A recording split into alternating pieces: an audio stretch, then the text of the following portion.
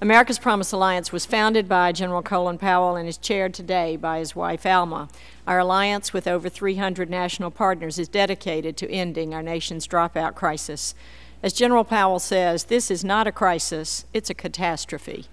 When half of our young people of color and a third of all others are not graduating on time, this truly is a nation at risk. And many of those who do finish high school are not prepared for college or the 21st century workplace. Employers tell us they can't find qualified or even literate employees. Colleges tell us too many entering students need remedial work. The military tells us they can't find enough qualified recruits. Even dropout students tell us they were not challenged in school and saw no relevance to the world today.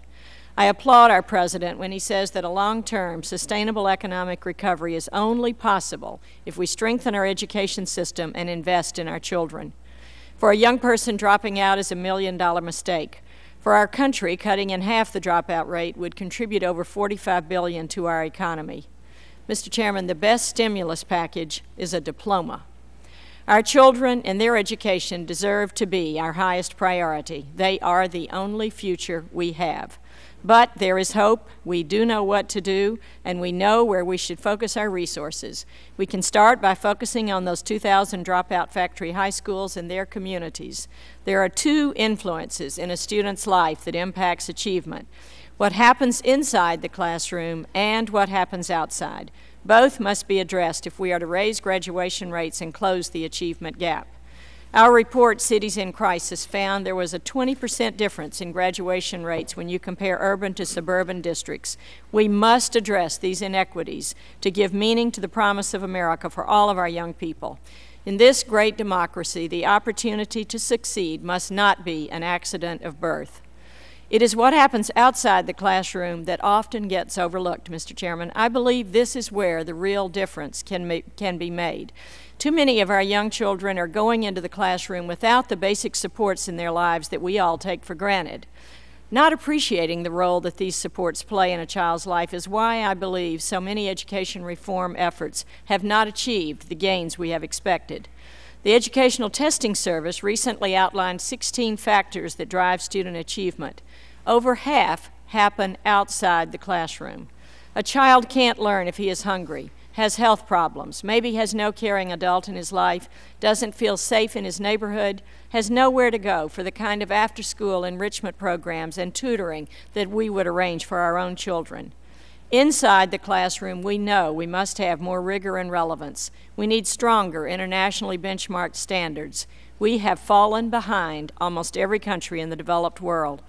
I commend the committee for recently holding a hearing on this, and I support the administration's efforts to make rigorous standards a priority.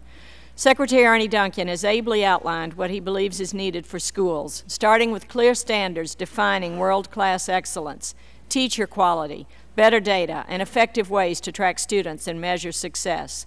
But also important is what's happening outside the classroom. To solve the dropout crisis, we need an integrated solution. Research proves that if a young person has 4 of 5 core resources, he or she will be successful in life. We call these the 5 promises. An effective education that gives our young people marketable skills is one of those promises. But our children also need caring adults, safe places, a healthy start, and opportunities to serve, which builds their confidence and self-worth. Having at least 4 of these 5 promises closes the achievement gap across race and income. Having at least 4 of the 5 means a young person is twice as likely to do well in school and stay out of trouble. These are at the heart of our dropout prevention campaign. We are holding summits in all 50 states and in 55 cities with the highest dropout rate.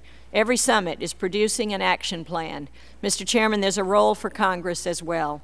Locally, these initiatives are spreading across the country, but because of the depth of the crisis, there must be a larger role for the federal government.